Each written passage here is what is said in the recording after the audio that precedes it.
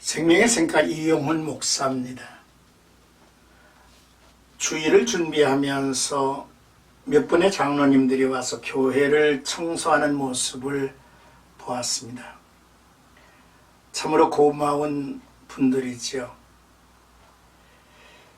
매주 영상으로 소개되는 예배의 현장의 사진을 봅니다. 그때마다 참 제 마음이 무겁고 힘들기도 하죠. 그러나 주일마다 얼굴과 얼굴을 대하는 오랜 세월 신앙을 함께 해온 성도들이 있어서 그래도 마음의 위안과 또 마음의 행복을 나누고 있어 축복이 아닐 수 없죠. 오늘 주일을 맞이해서 나와 여러분들이 주의 성전을 경건한 마음으로 찾으시고 오늘의 예배가 하나님을 향한 영광, 하나님께서 우리에게 베푸시는 아름다운 축제가 되었으면 좋겠습니다. 함께 하실 하나님의 말씀은 에스겔서 27장 12절에서 25절까지 두로가 발전했던 이유입니다. 무엇 때문에 두로가 이렇게 풍요로워졌고 또 모든 나라의 부러움이 됐을까? 두로는 바다 중심에 서서 풍부하여 영화가 크게 달한 도시입니다. 다시 말해 그들은 아주 좋은 위치에 자리 잡고 있으면서 훌륭하고 화려하게 만든 배를 유능하고 경험 많은 사공들이 운행하게 했고 용맹스러운 용병들의 호의를 받으면서 세계 여러 나라의 갖가지 귀중한 상품들을 가득히 싣고 지중해를 누비고 있었습니다.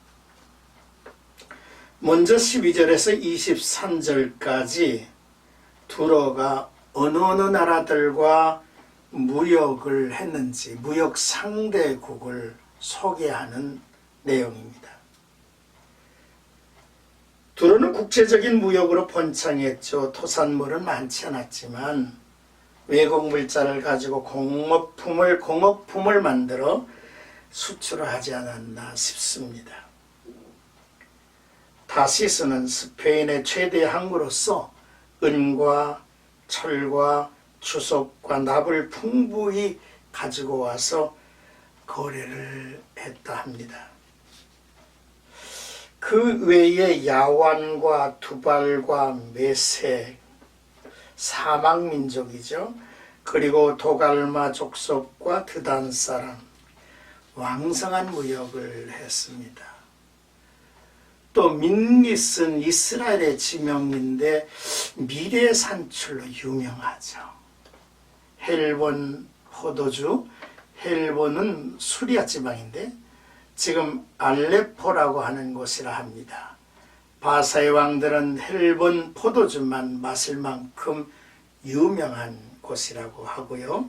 워단, 야완, 드단은 아라비아에 있었던 헬라 식민지로 추정되고 또 아라비아는 아라비아 사막지대의 유목민족들을 가리키고 게달, 스바, 라마도 아라비아에 있던 민족들 같습니다.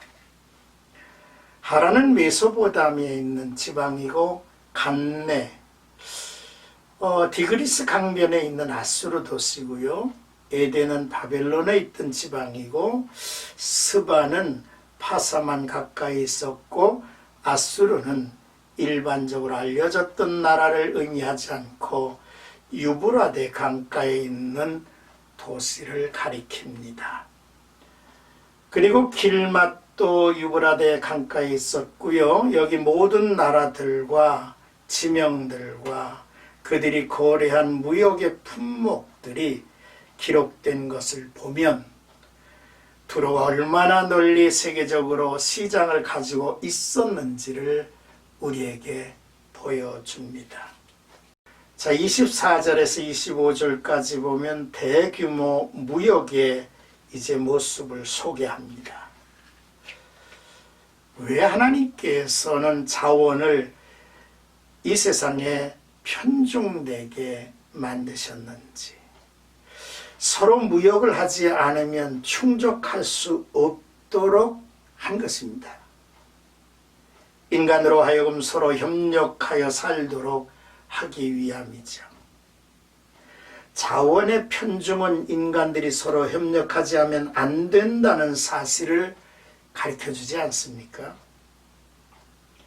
인간은 좁게는 가정으로부터 마을, 지방, 국가, 세계에 이르기까지 서로 협력하지 않고는 살아갈 수 없는 존재들입니다.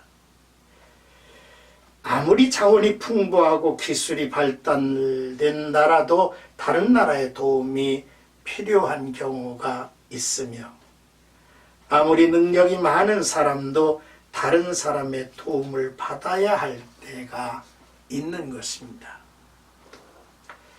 24절은 무역의 발달한 모습을 이야기하는데요.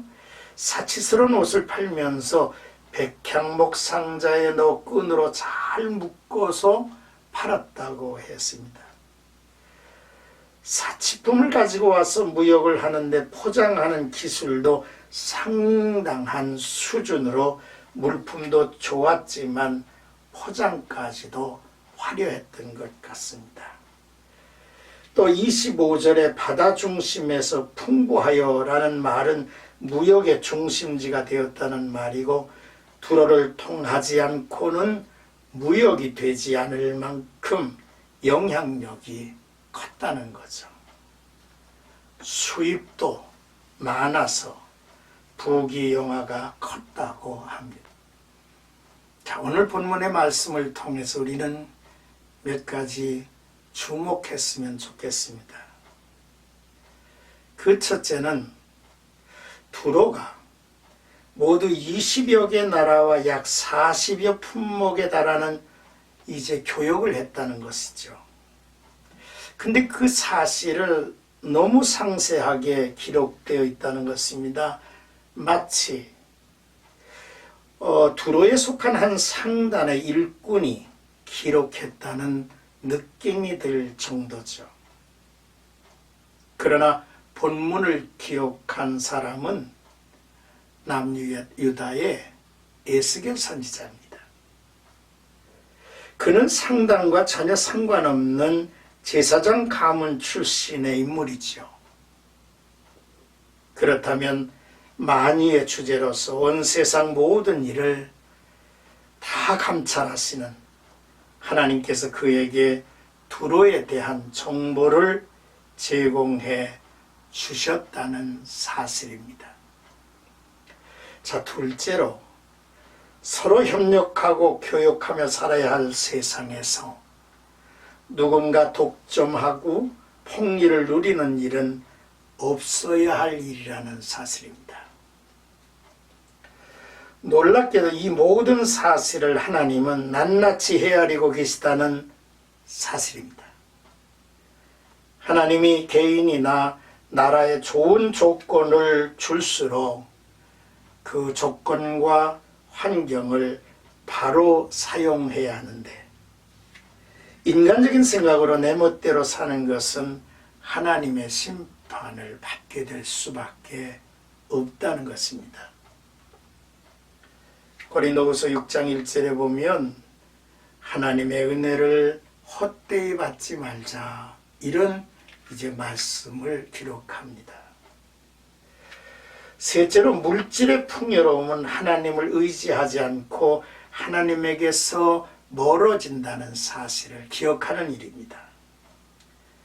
돈이 많으면 사치가 심해지고, 사치가 심해지면 따라오는 것은 교만과 음란과 하나님을 대적하는 일이며 하나님의 진노와 심판을 일으키게 될 것이라고 하는 사실이죠. 당시에 정말로 경제적으로 큰 나라를 이루었던 이 두로, 오늘 우리가 누리고 있는 이 경제력, 이 가운데서 우리가 어떤 마음을 가지고 있어야 하는지, 하나님 앞에서 어떤 자세로 살아야 하는지를 묵상하는 귀한 한 날이 되기를 주님의 이름으로 축복합니다.